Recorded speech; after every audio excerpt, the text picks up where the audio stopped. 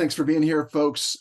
Super quick overview of tonight. We are going to start with about a 12-minute presentation, just a little slideshow to sort of go over like the background for why this is, what this is, how it's going to work, all that good stuff. And then we'll have a bunch of time after that for any questions you might have. I tried to anticipate a few questions you might have and answer them, but I know people will have other questions, which is awesome. We are then going to spend a little bit of time broken out into racial affinity groups. And specifically, I'm going to invite the white people to join me in a breakout room so we can talk about the very important work of white people engaging other white people around reparations. And we're going to do that because it really is important that we distinguish these conversations, because for white people, it's very much our lane and our business to be talking to other white people. But it's not necessarily the same for us to be, it's not our job to be trying to energize Black people or other people of color around this. We're going to let those folks talk to each other. Rob's going to lead that conversation. So that's coming up. But first, we're going to just do a little presentation and conversation all together. I'm going to get that up on the screen, and then Rob's going to kick us off. And I will say that it's not a super long presentation.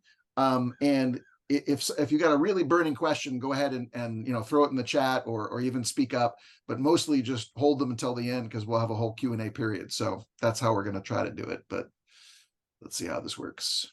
All right.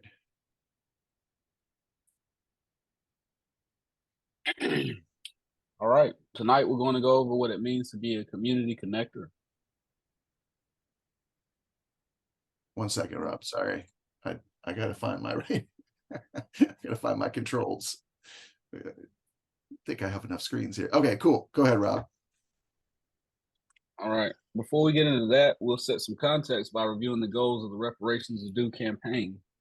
Then we'll go over why the community connectors are so important to the success of this campaign. Finally, we'll dive into what connectors will actually do. So let's review the goals of the Reparations are Due campaign. As you all know, it goes back to the summer of 2020, when both the city of Asheville and Buncombe County passed resolutions calling for reparations in this region. One of the elements of those resolutions was the establishment of a community reparations commission. It took our local governments almost 2 years to set that up, but they finally did in 2022. The commission began meeting last April and meets every month, usually on the third Monday of the month. There are 5 impact focus groups that are also meeting at least once a month, looking to identify recommendations in these 5 areas: criminal justice, economic development, education, health and wellness, and housing. The commission is currently drafting recommendations. There was no timeline in the resolutions for how long the commission's process should take, but when they set it up last year, they laid out a 2-year time frame. That means the process is supposed to conclude in April of 2024, 7 months from now. The commission is currently in the process of discussing whether they want to ask for an extension or not. Either way, there are likely to be some recommendations coming in the next few months, with more next year. Once the commission finalizes those recommendations, they will go back to both the Asheville City Council and Buncombe County Commission to be voted on. Before then, they will be analyzed for feasibility by the city and county staff as well. So this is the situation. We don't know exactly when the recommendations will be finalized. Once they are finalized, they need to be approved by our local elected bodies. And so we need to stay ready to push for that approval when the time comes. And here's the visual that demonstrates where we're at. Back in 2020, after the number of George Floyd and the massive protests that followed it, we had the political capital to push for a reparations process. But now, 3 years later, when we're close to fulfilling that promise, we can't presume that the same political energy that propelled these things 3 years ago will just spontaneously emerge. That's where the Reparations Are Due campaign comes in. It's our strategy for re-energizing this region and making sure we have the energy to bring about real reparations. So we launched the Reparations Are Due pledge, which you all are very familiar with. And if you notice, the pledge says, I know that reparations are due to all Black people in the United States through federal, state, and local action. I stand with the Community Reparations Commission and have faith in their leadership and vision for our local reparations process. I will encourage my local elected representatives to take action once the recommendations of the Community Reparations Commission are finalized.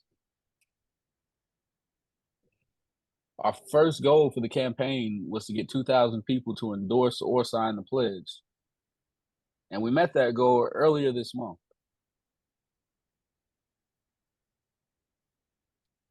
Now we need to move on to the other goals of the campaign. We're not going to stop asking new people to sign the pledge, but our biggest goal right now is this third one, to make sure that the signers are ready to take action when key moments arrive. And the way we hope to do that is through the Community Connector program. And I will turn things back over to David to explain how that will work. All right, cool. Thanks, Rob.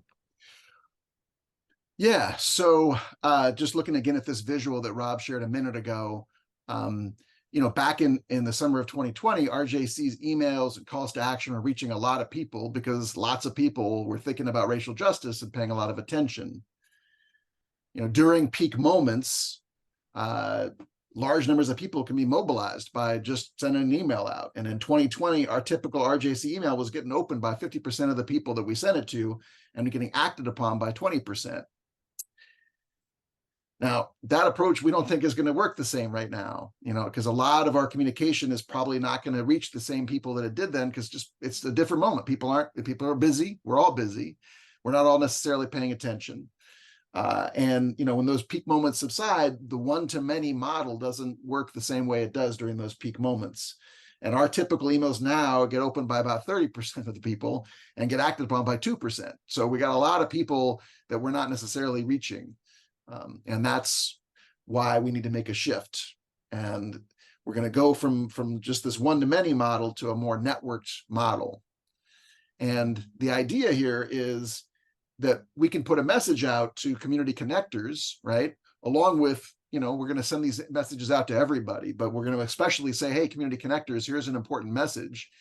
And we're going to encourage them to turn around and relay that message to other people that have signed the pledge, that have said that they're interested in getting these updates.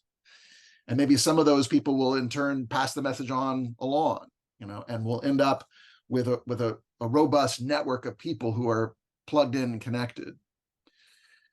Here's another way to visualize this. When there's a moment of urgency, a political fire, if you will, we're going to be sending out email blasts, right, like we do, but we know that our water pressure is unreliable.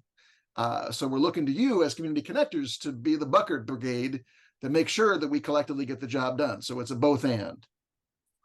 All right, so what does this actually mean? What are community connectors actually going to do? What is it we're asking you all to sign up for, right? Let's get to it. So it's pretty simple. It's going to work this way. RJC is going to put out an update, right, like we did last week, and we're going to do this maybe every couple of weeks, probably more like every 4 weeks.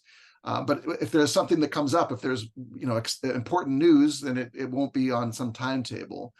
And when we do, we're going to reach out to the community connectors and say, hey, we just sent out a message. Can you make sure that it's getting received, right? And then that's when the community connectors will reach out to their connectees to say, hey, that email just came out. Did you see it? And maybe you'll have a short conversation with them at that point. If it is a moment where there's a fire burning, then we might end up where we're going to ask you to write an email or show up for an action, etc. That's the basics of it, right? And it really is a three-step process in how to set this all up. And the first is to make contact with these people who are going to be, your connectees. The second is to maintain that contact. And then lastly, it's to spark the action. So making contact, it starts with identifying who your connectees will be. And you have choices here. You might already have folks in mind, which is great. Maybe they've already signed the pledge, which is great. Maybe you'll take this opportunity now to ask them to sign the pledge. Another approach is to identify a community that you're part of, your neighborhood, your place of worship, any organization you're part of. And then finally, we have thousands of names of people who've signed the pledge that we are more than happy to carve out a few for you to reach out just, as one friendly person to another and invite them to be part of your connected chain there. Whether you're working with people you already know or folks you'll be meeting for the first time, you'll start by just initiating contact and setting up a short conversation. We have a short script that you can follow if you like having a script, but this isn't rocket science. We're not asking you to be an expert. We're just, it's just a person-to-person conversation. And you don't have to follow a script rigidly. But the idea is that you'll connect a little bit about why reparations is important to both of you. And then you'll tell them a bit about how the community connector thing works and invite them in the future to get similar sort of notices from you to make sure that they're getting the messages. It's just important that we have some one-to-one connection and not just the one-to-many. You'll ask them if it's okay with that, and if it is, then they're on your list. And then the second part is just watching for the updates that are going to come out, and when they do, reaching back out to those folks and making sure that they got the message. And we can do a quick demonstration if I could have is there someone willing to volunteer just to read something on the screen? It's a very simple ask. Just unmute and volunteer yourself. Who's willing? David, I'm happy to do it. Okay, cool. I didn't hear who that was. Who was that? It's George. Hey, George. Okay, cool. So you're going to read the gray ones. Here we go. Okay. So I'll text George. Hey, George, it's David, your friendly RJC community connector. All right. How's it going? Pretty good. Did you see the RJC reparations update? No, been a crazy day.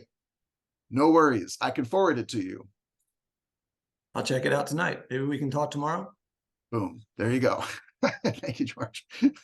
So it's pretty simple. I mean, we're just trying to make sure that these messages are getting received. And I think you all know, whether you text or email or communicate with friends, you want to, if you want someone to pay attention to something, you don't just send something out to everybody you specifically say, hey, George, I want to connect with you. And then you wait to see if he responds. And that's all we're trying to establish here. Now, similarly, if there's an action moment, it's pretty much the same process, except that we're really even more trying to make sure people are getting the message. So George, if you don't mind, here, we'll go again here. Hey, it's David from the RJC Reparations Are Due campaign. Oh, hey, David, what's up? Did you see the RJC email with the call to action? Yeah, I just saw that. Yeah, it's a big moment. How are you feeling about it? I'm down, but I have a few questions. When can you talk? Again, right? So you're just trying to initiate the conversation and being out there to talk to people to see, so that we can all move forward together. Thanks, George. So in addition to this expectation or this hope that you will serve as this bridge, this bucket brigade, we're going to hold regular get-togethers. We'll hold some in person. We'll hold some on Zoom like this. Maybe we'll do a potluck. We want to try to build some community and connectivity. You can invite your connectees to come with you if you want. We want to try to make this, as much a connected phenomenon as we can. All right. Well, we're wrapping this part up now. I just want to say, here are some questions that you might have, maybe not, but I'm going to anticipate a few. Do I have to limit myself to 5 people? No, you can have as many as you want. We just asking you to start with try to get to at least 5. Do I need to have long conversations with these folks? You do not. You can just keep it pretty simple, just staying connected. Do I need to have short conversations with these people? No, if you want to talk longer, you totally can. Make a connection, be friendly. It's really up to you. And what if I just post about it on Facebook or Instagram or send out an email to everyone I know? Well, that is great. You should totally do that, but that's not what we're talking about. We're trying to instill a little bit of back and forth accountability here. So you certainly can. If RJC sends out an email, you can put it on social media to, hey, everybody, hey, check this out. That's great. We totally encourage you to do that. But this is a little bit different insofar as we're asking you to make a little more individualized effort to make sure that your 5 people or more have heard about what's happening, so we can all move forward together. And that is the end of the presentation. So we open the floor now for any questions people might have. Feel free to just unmute. There's not that many of us here that we need to be super rigid about the queue or anything, but if you, yeah, what curiosities do people have or questions or anything? David, do these 5 need to be people who have signed the pledge, or it doesn't matter? It doesn't matter in the beginning. I mean, if you have people that you'd love to approach and say, hey, my good friend Bob, how do you feel about signing this pledge? Like, that's great. Go for it. Recruit people. We're still adding people to the list. I think the idea is that ultimately the people that you are trying to activate and keep engaged for action are people who are with the program. So if you talk to your friend Bob and he's like, I don't want to sign that thing, we certainly encourage you to keep talking to your good friend Bob, but the people that we're trying to have in this bucket brigade are people who have agreed they want to stay vigilant to this cause. So he wouldn't necessarily be one of your connectees, although keep working on him. Right, that's understood. I just know a bunch of people who probably haven't signed the pledge, and they know me better than just sort of somebody out of the blue that I don't know who signed the pledge. So no, that's beautiful. I mean, honestly, you know, it's a twofer then. I mean, if you could add folks to the list of pledge signers and keep them engaged with you later on, that's terrific. That's a perfectly good approach. okay. And can they? Is there going to be the opportunity if those folks wanted to connect to 5 people or whatever?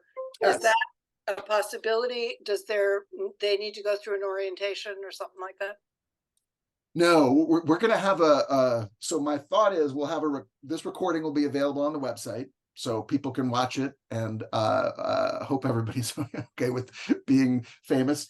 We will also have frequent sort of get-togethers again where we can invite people who are new to come on early, and then we can have everybody join and sort of talk about how it's been going and have a good time together. Again, we'll do some of those in person, some of them online. But yeah, you can bring people on anytime. They can sign up. And we are also, I will share with you all, I've got and this will be in a follow-up email to you as well. I'm going to set up sort of regular open office hour kinds of situations, every week, so that if you have got questions or you've got somebody new and you want, and I'm also going to make that available to people who couldn't be on this call. So you can come and chat about how it's going and anything that's coming up. And you can invite those new people there as well. Eleanor, I saw your hand. Yeah.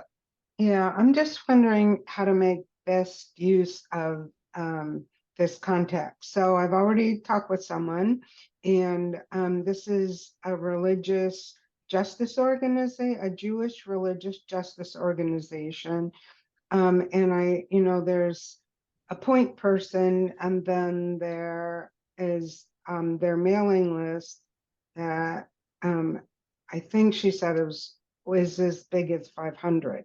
So, and she's interested in the connection. So how do I organize that or approach that if that gets the best use of my time, her time, and this network? I mean, I think that's a beautiful, expansive opportunity to connect with her, see if she's cool with you being, her connectors, who's going to remind her or check in that she saw a particular message, and then certainly encouraging her to send that out to that list and inform them is great. I think even within, lists of people, I hope I'm going to just go ahead and lift up Steve here, who I know as part of the Asheville Friends meeting, is passing along information to them. That's always great. And, part of this is to not just send out blasts, but also to just sort of check in with individuals that we know are especially committed to make sure they saw it, because the problem with blasts is that we never know who's actually seeing them. And so we want to have a little bit of back and forth with some people to make sure the messages are getting through. So you can be a both and you can encourage this friend to both send it out to everybody, and maybe she wants to identify a few people in that organization she knows are especially motivated, that she would also send out an extra message to them saying, hey, did you see that? Hi, Tunde, I see your hand. Yesterday at the lunch and learn that we had at the Mira Health Center, there was a woman there that is part of Jews for Justice, and she invited us to RJC to come to the J and talk to the people at the center. Great. So I was going to bring that to tomorrow's meeting, but yeah, they are very interested in talking to RJC about reparations and what and next steps. That's awesome. I think just to again reiterate, like we have a megaphone as RJC, right? And we're going to speak through the megaphone. Hope a lot of people hear us. And any other people that are willing to pick up their own megaphones because they have their own list and transmit what we're transmitting, that's beautiful. We love that. And this is a little extra step in addition, which is that we're trying to like build a little bit of one-to-one connection into all of this, where you're not just sending off a blast, but you're also just double checking that people have gotten it, which, you know, we can't do with every single person on a 500 person list, but we can do with a few people, and maybe they do with a few people, you know, and so on. So I think it's great, Itunde, and we definitely want that. It's all both and. Yeah, Rob. And I'll add it's a little bit deeper than that. You know, part of the reason why we're doing this is well, the main reason why we're doing this is to create community, but part of building out that community is, you know, making sure that we're all informed and up to date on things that are going on as well. So, you know, having educational pieces is part of this community, and meeting on a regular basis and keeping people engaged, because we all know that media, you know, it comes and shines a light when things get really big or something, but or in its view when money or land, but there's a whole lot of other important decisions and pieces that we need to influence. And a lot of times in order to do that, we have to be well informed to know that there are other options out there. And so, you know, just creating community and having educational component with it as well.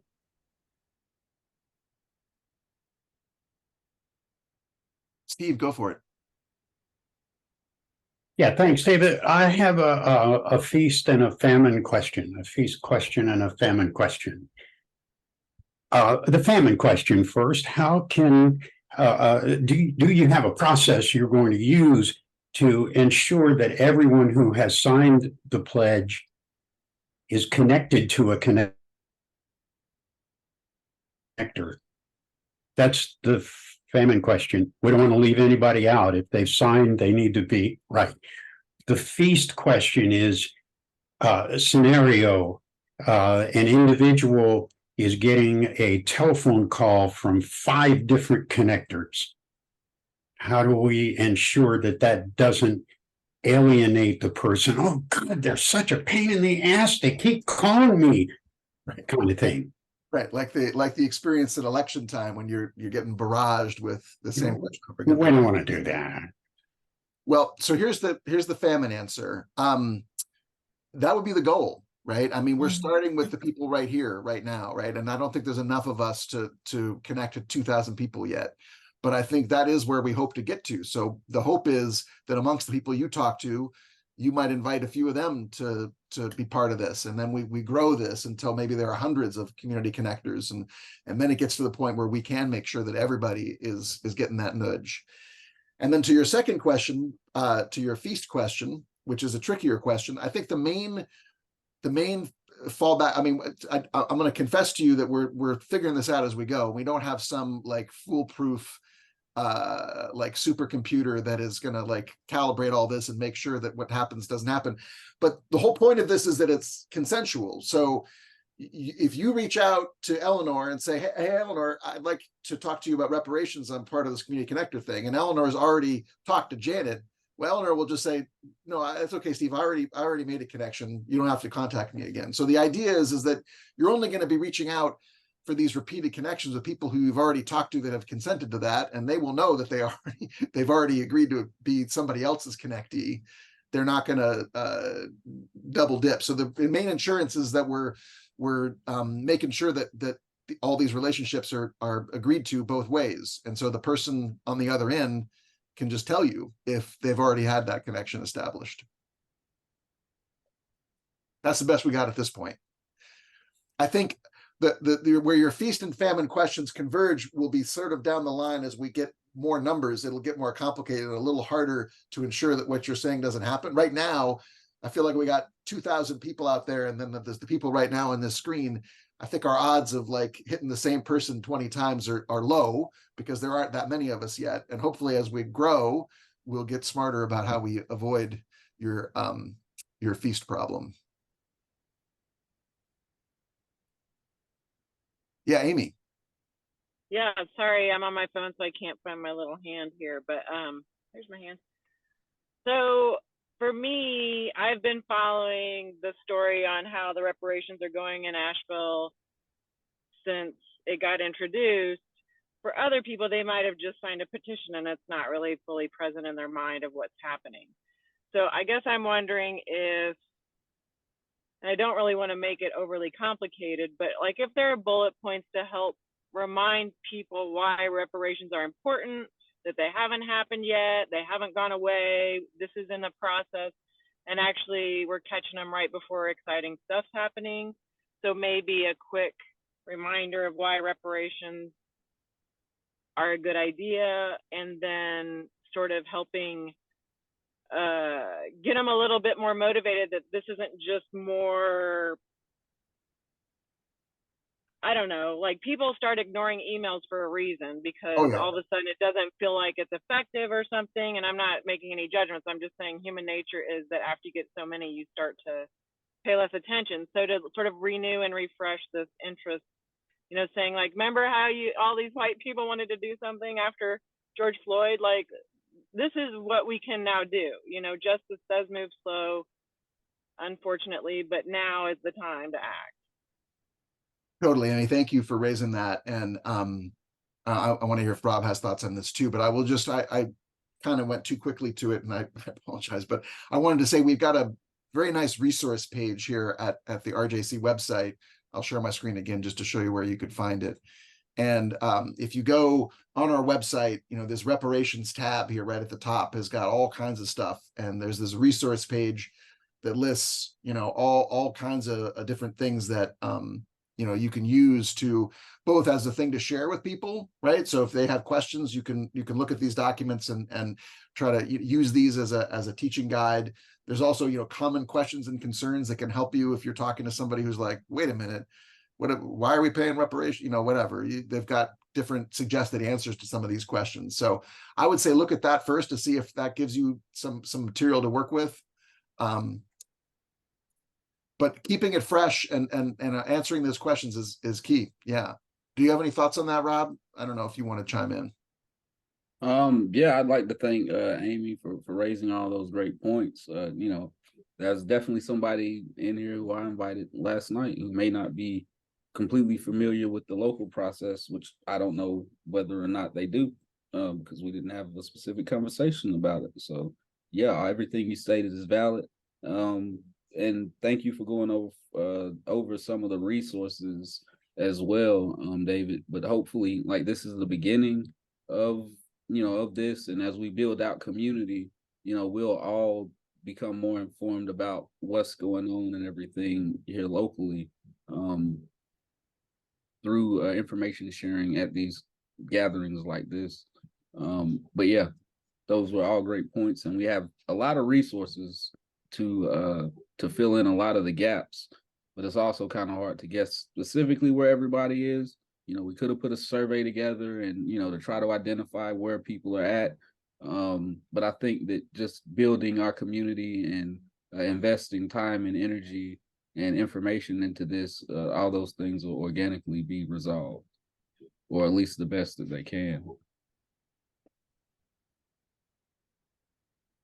You know, I could hit them with a fire hose of information, but that may not be the thing to do within an hour. So. I have a question. Yes. I was blanked out for the first 20 minutes of this, but it seemed to me you were saying that we should have contact with at least 5 people, and I had previously contacted 3 who did sign the petition. How do I get the other two that have signed the petition? Do I just call randomly and say, have you signed the petition, or? Just get out on your roof and yell to the heavens. Who's out there? No, we do. We have I can hook you up with a list of people that nobody's contacted yet, and you can reach out and just say, hello, I'm a nice person named Ruth, and I'd like to talk to you about reparations. I know you signed the pledge, and we've got instructions on all that, and there's a place to sign up to say that you want that. And I'm so glad that you are bringing this up, because I will go ahead and put that in the chat. I'm also going to share it with you after the call, but if folks want to just go ahead and click on this link that I'm putting in now, this is where you can go ahead and put your information, and then how you prefer to be contacted, right? Because part of this is that when we don't want you to miss the bat signal going up, right? So tell us, I need you to call me because I might not see the email, or text me. That's the best way to reach me. So you tell us the same question you're going to be asking the people that agree to be connected to you. We need to know that, right? And then, do you want some names? That's one of the questions, just to your point, Ruth. So if you've already got people that you've got in mind, or you want to try that first, you can always come back to us later. But if you have a few people that you'd like to add, then we can send you a list of names. And if you let me know that you need that we will definitely hook you up. And I just want to say, don't be discouraged if people don't get back to you, because I reach out to people every single day in my job. I send so many emails, and I've met with Steve and one other donor. So it is what it is. Sometimes people aren't going to get back to you. But that's okay. It's not on you, and the cause is just as important. Yeah, I mean, really, it's a catch-22, right? That's the whole reason we're doing this, is that we know that it's very hard to get a hold of people, and so we're trying to get ahead of that, because we don't want, a vote's coming up in city council on Tuesday, and now we're first starting to try to get a hold of people, and we're going through the same frustration that Fel is talking about. That's why we're hoping to get some people set up in advance. Okay, I'm seeing some people in the chat indicating that they would like names. So I'm going to go ahead and just try to copy that. And are there any other questions? We may not have time to do the caucusing that we had talked about, Rob, but we still can. And you said you don't want us, if I contact my neighbor who I didn't contact before and she has not signed up, you don't want me to include her in this contact effort. No, your neighbor, I think you can totally reach out to your neighbor. That's great. I mean, I would encourage you to talk to everybody about this. I think if your neighbor ultimately turns you down, sadly, then they're not necessarily one of your 5 people that you're going to keep informed about the updates, but you still should talk to them. And if they say yes, then that's great. Then they can be right on your list. That's great. Then you want to keep them engaged. I think if you are the person that got someone to sign, you're a great person to follow up with that person. So all the better. Yeah, I see your hand. Go ahead. I was just going to say, don't get discouraged, because that's like when we went out to do the survey and we tabled events and we got hundreds of people to sign up for the survey. But then when we started calling to get people to actually take part in the survey, there are times when you might make 30 phone calls in a day and you might only get 3 people to take the survey. So it's like, don't let that discourage you, keep trying. You'd be surprised that maybe the next time you call, somebody will actually pick up and they'll actually be willing, because they got your last message. And it was like, oh yeah, I meant to get back, but I didn't. But if you have time right now, I'll do it right now. So, don't get discouraged. It gets, at first it's discouraging, but after you learn, kind of figure out that, sometimes some people are hard nuts. You got to call them a couple of times before they actually respond. So. And I was just going to add that I do think that caucusing is still necessary. Okay, let's do it. People of color haven't been very vocal. Yeah. No, let's do that then. I want to say one quick thing right before we break, which is that a number of folks have said that they want 2 names or 3 names. Just to let you know, I'm probably going to give you more than that, because you may have to try a few people before you get to your two. If I give you a bunch of names, you don't have to contact all of them. If the first two respond to you, then you can just send the rest back to me.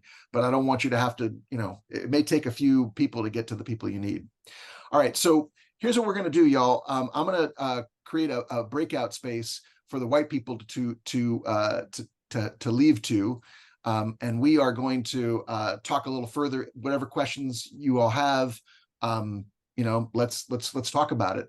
What's going to happen on your screen is there's going to be a thing that invites you to join the breakout room that says white folks.